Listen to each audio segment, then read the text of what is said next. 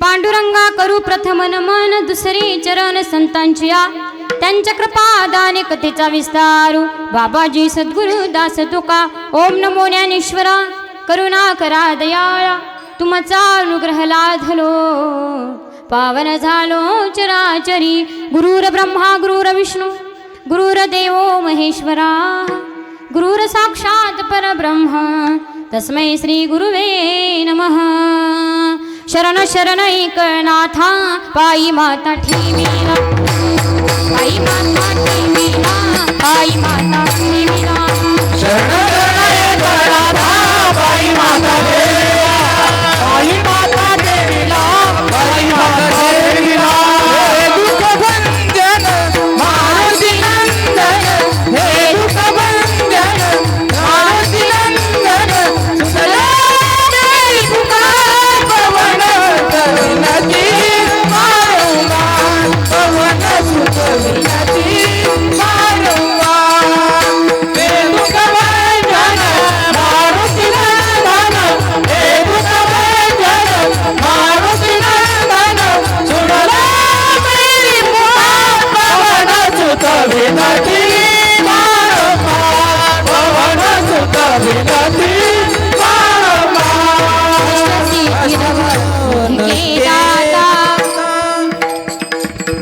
अष्टसिद्धि नव निधि के दाता दुखियों के तुम तारनहारे मेरा करहु दान पवन सुत विनती बारंबार पवन सुत विनती बारंबार पवन सुत विनती बारंबार आइए महाराज विराजिए आइए महाराज विराजिए आइए महाराज विराजिए आइए महाराज विराजिए अति अनुसार अति अनुसार आइए महाराज विराजिए आइए महाराज विराजिए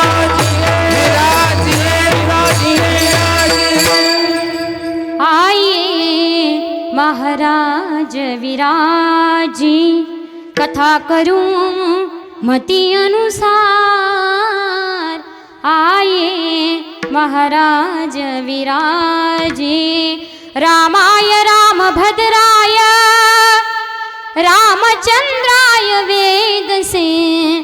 नाथाय रघुनाथाय सीताया पतये नमः। मस्तक हे पायावरी, मस्तक हे पायावरी, या वारकरी संतांच्या विठ्ठला विठ्ठला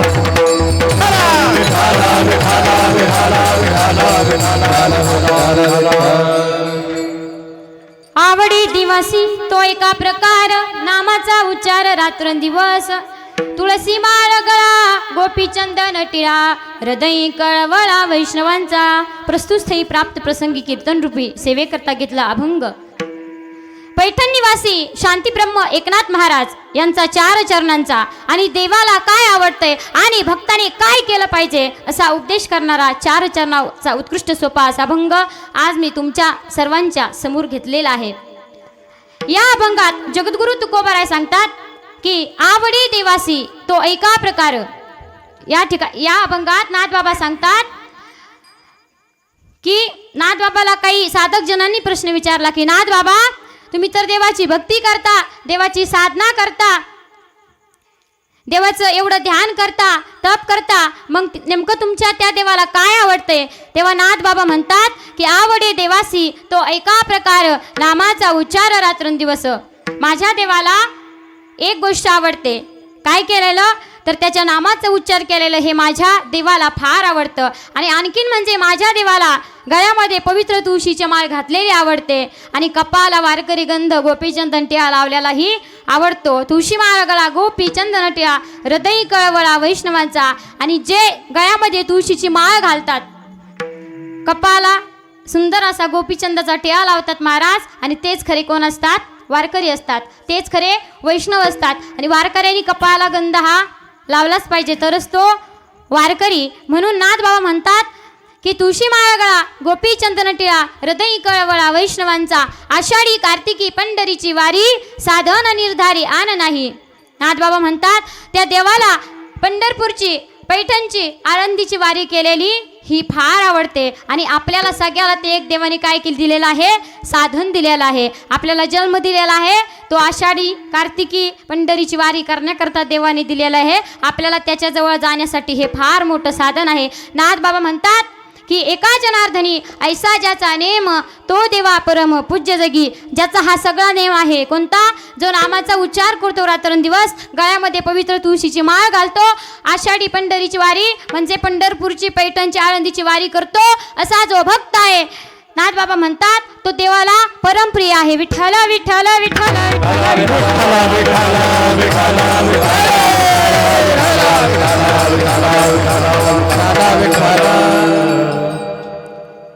अभंगाला सुरुवात करण्यापूर्वी थोडासा परिहार देणे आवश्यक असतो। तो म्हणजे असा, आपल्या या मडका या गावामध्ये, आता हे गाव माझंच आहे, त्याच्यामुळे माझ्याच गावामध्ये चालू असलेला आपला हा अखंड हरिनाम सप्ताह, गेल्या अनेक वर्षापासून आपला हा अखंड हरिनाम सप्ताह चालू आहे। महाराज या वर्षीचं नियोजन फार सुंदर आहे, भव्य दिव्य असं या वर्षीचं आपलं नियोजन आहे। आणि सर्वांनी या कार्याला सर्वजण सहकार्य करताय। आपला दरवर्षी सप्ताह पुढे व्हायचा, आपला दरवर्षीचा सप्ताह मारुतीच्या मंदिरामध्ये व्हायचा, आणि त्यामुळं रस्ता सोडून लोकाला अलीकडे बसावं लागायचं, इथं रस्त्याला मध्ये जागा सोडावं लागायची, मग एखादी गाडी आली की पुन्हा डिस्टर्ब व्हायचा। यावर्षी हे नियोजन केलेलं हे मला फार आवडलं, हे नियोजन फार सुंदर आहे। सूचना केली ना, आणि तुम्हाला सांगून जाईल की हा जो आपला सप्ताह आहे, जसा यावर्षी भव्य दिव्य असा आहे, असाच हा वाढत जावो याच्यासाठी मी देवाजवळ प्रार्थना करते। आणि तुम्हाला सर्व गावकऱ्याला विनंती करते की आपण देवाचं कार्य हे केलंच पाहिजे। सप्ताह आपण आपल्या गावात काय लई मोठे सप्ते होत नाहीत, काही काही गावात 7, 8, 4, 5 असे सप्ते असतात, पण आपल्या गावात हा एकच सप्ताह असतो। आणि तो सर्वांनी आनंदाने सहखुशीना जेवढं वर्गणी येईल तेवढी देऊन सहखुशीना तो केला पाहिजे। जी सेवा त्या सप्ताहामध्ये घडेल ती सर्वांनी केली पाहिजे। म्हणून आजची या सप्ताहातील माझी दुसऱ्या दिवसाची कीर्तनरूपी सेवा आहे। आणि तुम्ही सर्व गावकऱ्यांनी मिळून, मी आता एक तुमचं कोण आहे? लेकरूच आहे ना, तुमची एक लेकच आहे। आणि सर्व गावकऱ्यांनी मिळून तुम्ही कशासाठी आलात? तर तुमच्या लेकराचं कौतुक पाहण्याकरता आलात। म्हणून जेवढे समस्त ग्रामस्थ मंडळी, सर्व काय गावातील तरुण मंडळी असतील, सर्व ज्येष्ठ श्रेष्ठ मंडळी असतील, माझ्या वयातील काही असतील, सर्वांचे मनापासून धन्यवाद करते. त्याचबरोबर आपल्या कीर्तनाला थोडा उशीर झाला आहे, त्याचं कारण माझी कथा चालू होती मुरम्याला आणि मग कथावरून यायला थोडा उशीर झाला आणि कीर्तनाला थोडा उशीर झाला. त्याबद्दल सर्वांची मी क्षमा मागते. आणि हे कीर्तन आपल्याला थोडं धावतं घ्यायचं आहे, त्यामुळे आता हे सगळे माझ्या परिचय आहेत बरं का, सगळे माझ्या परिचयाचे आहेत. सगळे ज्यांच्यापासून मी घडले हे सगळे असे असणारे माझे गुरुवर्यच आहेत. त्याचबरोबर आपल्या परिसरातलंच भूषण असं आहे, ज्यांच्याबरोबर मी भजन केलं आहे असे असणारे हरिभक्त परायण गायनाचार्य दिलीपजी महाराज गायकवाड यांची आपल्या सप्ताहासाठी सुंदर अशी साऊंड सिस्टम पण आहे आणि त्यांचा आवाज देखील फार गोड आहे. तेही देखील माझ्या कीर्तनासाठी उपस्थित आहेत, त्याबद्दल त्यांचेही मनापासून धन्यवाद. त्याचबरोबर आमचे ताते आहेत, त्यांचेही धन्यवाद. आमचे अण्णा आहेत, अण्णाचेही मनापासून धन्यवाद.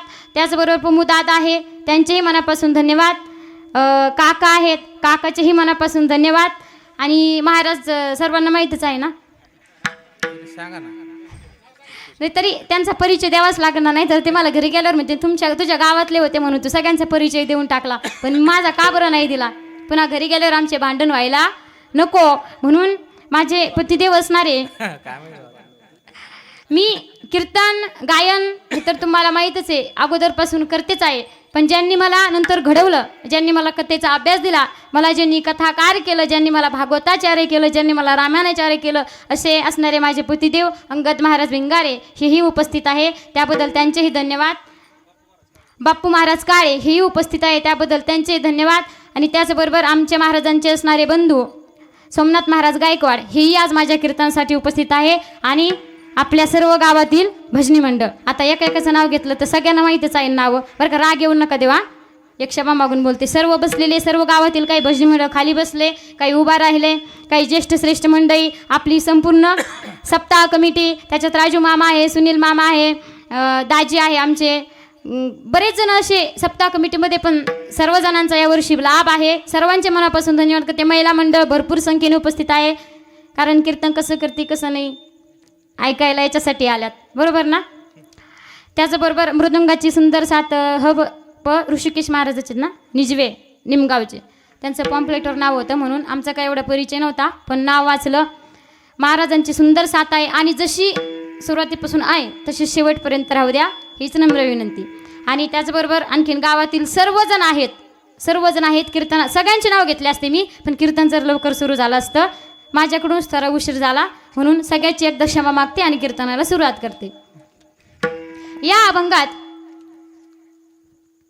आपले खरं हा 2 मेन राहिले ना चौपदार.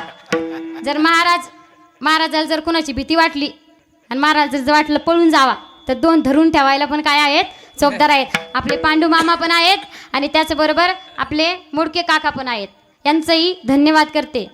मग या अभंगात या अभंगात नाथबाबा सांगतात की देवाला काय आवडतं. एक साधक नाथबाबाकडे गेला आणि नाथबाबाला म्हणाला की नाथबाबा, तुम्ही त्या देवाची फार भक्ती करता, तुम्ही त्या देवाला फार भजता, तुम्ही सगळं संसाराचा तुम्ही विचार करत नाही, कशाचा तुम्ही विचार करत नाही, मग तुम्हाला तो देव एवढा का आवडतो. नाथबाबा म्हणतात, अरे मला तो देव का आवडतो, कारण त्या देवाचं नाव कसं आहे तर मंगळ आहे, पवित्र आहे आणि आपली या जन्मापासून सुटका करणारं ते देवाचं नाव आहे. नावाचं कसं फार महत्त्व आहे. देवाचं नाव नुसतं पवित्रानां पवित्रमेव मंगलानां च मंगलम देवतम देवतानां च भूतानां यव्य पिता. देवाचं नाव पवित्र आहे आणि पवित्र असून सुद्धा देवाचं नाव कसं आहे मंगळ आहे. आणि आपल्या या मनुष्य प्राण्याचे एक कर्तव्य आहे की आपल्याला देवाने जन्म दिलाय, आपल्याला देवाने जन्माला घातलंय, मग आपण काय केलं पाहिजे या जन्माला येऊन तर त्या भगवंताचं नामचिंतन केलं पाहिजे. महाराज संसार तर सगळेच करतात, संसार या ठिकाणी जेवढे आहे तेवढे सगळे संसार करतात, पण संसार करता करता आपण काय करायला पाहिजे परमार्थ करायला पाहिजे. संसाराबरोबर परमार्थ कर. संसारी आसोनी आसोनी नाचावे, संसारी आसावे आसोनी नाचावे,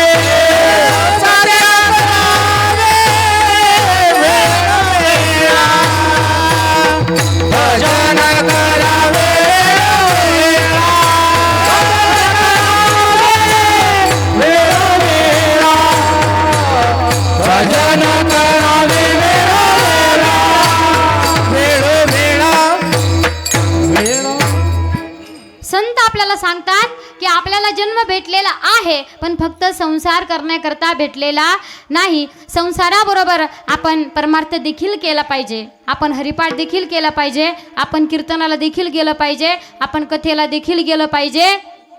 आपण जेवढे देवाचं कार्य आहे त्या ठिकाणी आपण हजेरी लावायलाच पाहिजे. आपला जन्म त्याच्याकरताच आहे, देवाचं भजन करण्याकरता, देवाचं नामस्मरण करण्याकरता. महाराज या आपल्या या मृत्यू लोकांमध्ये अनेक जीवजंतू आहे, अनेक प्राणी आहे, पण कोणीच भजन करू शकत नाही. फक्त ही मनुष्य प्राणी हाच देवाचं भजन करू शकतो आणि देवाचं नामस्मरण करू शकतं. मग देवाचं नामस्मरण केल्यानं काय होतं, तर देवाचं नामस्मरण केल्यानं आपण जेवढे पाप करतो आपले तेवढे पाप काय होतात. कितीही पाप्यातला पापी जरी असला, कितीही त्याचं पाप असलं तरी तो या देवाची भक्ती केल्यानं, या देवाचं नामस्मरण केल्यानं त्याच्या जन्माचं सार्थक होतं. पण उगाच होतं का, तर नाही. कशामुळं होतं, त्याला देवाची भक्ती करावी लागते. आणि कुणीही सहजासहजी देवाच्या भक्तीमध्ये लगेच जाऊ शकत नाही. मग देवाच्या भक्तीकडे जाण्यासाठी कुणाची गरज लागेल आपल्याला, तर देवाची भक्ती करण्याकरता आपल्याला अगोदर संताची गरज लागेल.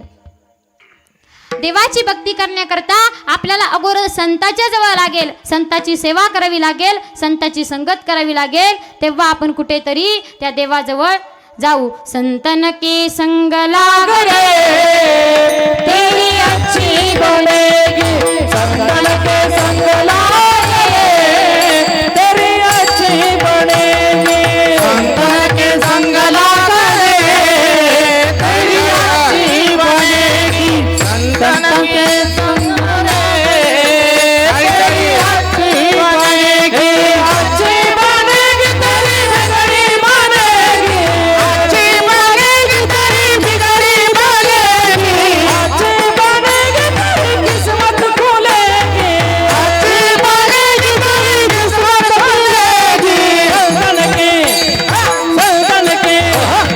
संतन के संग लाग रे तेरी अच्छी बनेगी, संतन के संग लाग रे तेरी अच्छी बनेगी. हरि हरि संतन के संग लाग रे तेरी अच्छी बनेगी, संतन के संग लाग रे तेरी अच्छी बनेगी.